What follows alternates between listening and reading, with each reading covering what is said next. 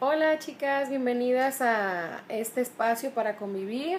Y como ahora está de moda el famoso tema este del el regreso a clases, bueno, a mí se me ocurrió, como ya pasé por muchas etapas en la escuela, kinder, primaria, secundaria, preparatoria y universidad. Bueno, yo creo que una de las épocas o la época que más me gustó a mí en la escuela fue la preparatoria. ¿Por qué? Pues porque en la preparatoria empiezas a tener más libertad. Para empezar, ya no tienes que usar uniforme, o por lo menos a mí me choca, siempre me ha chocado el uniforme, ¿no? Y más en esa etapa. Pero por lo mismo que es una etapa con más libertad, pues es una etapa peligrosa hasta cierto punto si no tomamos buenas decisiones, y de repente no nos dan algún consejo en la casa, o no sé, no platicamos con nuestros amigos, o si tenemos hermanos mayores que ya pasaron por ahí. Entonces yo hice una lista que les voy a leer para que no se me olvide nada, y como vaya leyendo voy a ir explicando de algunos consejos que yo les podría dar a los chavos que van a entrar a la preparatoria. No necesariamente los puse en orden de importancia, o sea, los puse así como se me fueron ocurriendo, y yo sé que hay muchos más que les podría dar, pero bueno, vamos a ver estos. Y uno que sí es muy importante, es el número uno, es desayunar. Desayunar siempre, porque es el ejemplo que siempre pongo a mi hija y pues a la gente jovencita con la que me toca platicar de repente, ¿no? Es como tener un coche y querer ponerlo a andar sin gasolina, pues se te va a desvielar, ¿no? Lo mismo le pasa a nuestro cuerpo. Todos los doctores, si tú le preguntas a un doctor general o a un gastroenterólogo, ¿qué le pasa al intestino cuando nosotros nos ponemos a trabajar y a querer estudiar o poner atención en la escuela y todo eso? Te va a decir, tarde que temprano te va a hacer daño. Puedes empezar con gastritis, colitis, úlceras, etcétera. ¿Por qué? Porque desde el momento que tú te levantas de tu cama, que pones un pie fuera de ella, pues el cerebro manda la señal al intestino de que ya empiece a funcionar. Entonces todo lo que tenemos en el intestino, que son un conjunto de ácidos, que son los que se encargan de digerir el bolo alimenticio, pues ellos empiezan a trabajar, tengas o no tengas alimento. Entonces de ahí vienen los dolores de estómago y los dolores aquí clavados en la boca del estómago, aparte de dolores de cabeza. Entonces yo siempre me pregunto, ¿cómo vas a poner atención a lo que te está diciendo el maestro si no tienes alimento? Entonces, si tú no tienes el hábito de desayunar, aunque entres a las 7 de la mañana, es un hábito, lo vuelvo a repetir, o sea, poco a poquito ve dándole algo a tu organismo, y vas a ver que el día de mañana se va a acostumbrar. No es necesario que sea todo un desayuno completo, pero un simple licuado bien preparado puede ser una comida completa.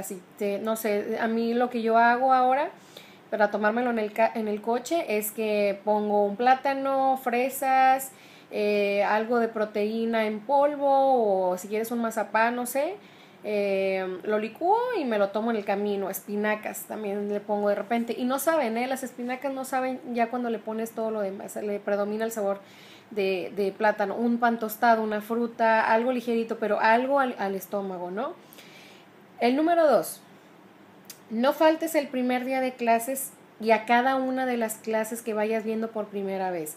Generalmente todos los maestros en la primera frecuencia te van a decir cuántas faltas tienes permitidas por semestre o por tetra, cómo te van a evaluar, qué porcentaje le van a dar a tus tareas, a tus proyectos, a las actividades. Entonces es un día muy importante. Él se presenta contigo y ya más o menos ahí te va conociendo y tú lo vas conociendo a él. Entonces es un día muy muy importante, que no se te ocurra ese día perreártela o volarte la clase, porque hay muchos maestros de que si tú no vas el primer día de clases ya te califican o te ven de otra manera, ¿no? Y si es un maestro muy puntual, como uno que yo tenía, que la clase empezaba a las 7 de la mañana y él tomaba asistencia a las 6:50, y si tú no estabas ahí, te vas a segunda oportunidad, ¿no? Entonces el primer día de clases es muy importante en cada una de las clases que vayas a tener. Ese fue el consejo número 2, no te faltes o no te vueles la primera clase.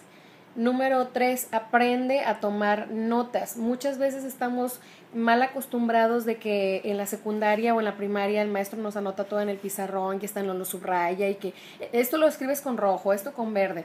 Pero cuando tú entras a la prepa y de ahí a la universidad y toda tu vida, nadie te va a decir, mira, esto es lo importante.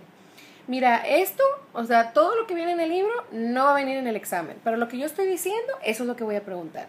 Y muchos maestros a veces hacen ese tipo de cosas. Tú los vas a ir conociendo y dices, oye, en el examen no venía nada del libro o de lo que nos anotó en la libreta, todo lo que venía es lo que él decía durante la clase. Entonces es bien importante aprender a tomar notas de lo que está diciendo, cosas que dice el maestro y que dices tú, ya me hizo clic, ya conecté, bueno, anótalo. Entonces es bien importante. Puedes usar mapas de pensamiento, organizadores, palabras claves, ir anotando en el libro, en el tema, cosas que tú puedas hacer la relación del tema con lo que es lo que está explicando el maestro. Ese sería el consejo número 3 que te doy.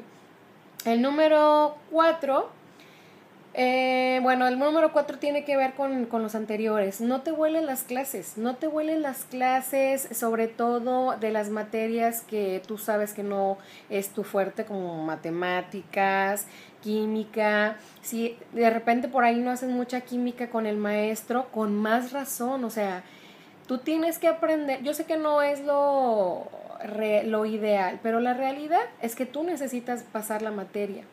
El maestro no va a cambiar porque un alumno no le guste cómo da la clase o no le caiga bien, porque pues igual y no tenemos química, no necesariamente le vamos a caer bien a todo el mundo. Esas clases menos te las vueles, no te las vueles porque te va a afectar. Y tú métete eso en la cabeza, tú necesitas pasar la materia. Es una materia, es un semestre, es un tetra, ¿sí? O sea, tienes que esforzarte. En la vida real, cuando una persona te cae mal, no vas a cambiar de trabajo. O si tienes tu propia empresa, que sería lo mejor, no vas a correr a una persona que te funciona solamente porque no te cae bien. Entonces tú tienes que empezar a aprender a tolerar y a lidiar con ese tipo de situaciones porque va a ser parte de tu vida real, ¿no? Ese sería el consejo número 4. El consejo número 5 es cumple con los proyectos y con las tareas que se te asignen en cada materia, ¿sí? Cumple con ellas. Si tú repruebas una materia, hay prepas o universidades donde te mandan a segunda oportunidad, o sea, la tienes que volver a presentar, pero la mayoría es de volver a llevarlo, o sea, ¿por qué vas a hacer 2 veces la misma cosa? Si como quiera lo vas a tener que hacer. Entonces, el consejo que te doy es, cuando te caiga muy gorda una tarea o un proyecto, eso hazlo en primer lugar. Lo que más te cae gordo, lo que más te molesta, hazlo en primer lugar. Y ya todo lo demás se te va a hacer más fácil, por ende. Si lo dejas hasta el último momento va a ser menos ganas te va a dar de entregarlo y probablemente vas a tomar la mala decisión de no hacerlo. ¿Y quién necesita pasar la materia? Tú, ¿verdad? Entonces ese es el consejo número 5 que te doy.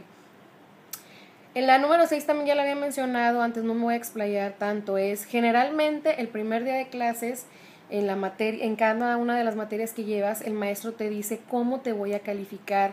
Hay maestros que manejan porcentajes donde te dicen, por decirte un ejemplo, todos los exámenes parciales o mensuales o bimestrales, como se maneje, son el 50%. Y al final del semestre o del tetra tenemos un examen global. Pero si yo encargo 10 laboratorios y tú me entregaste los 10, tienes 5 puntos extras al final, acumulativos. Entonces, si tú en tu prepa el pase 70, vamos a suponer 70, pero yo entregué todos los laboratorios, sumas los puntos, pasas la materia en primera oportunidad.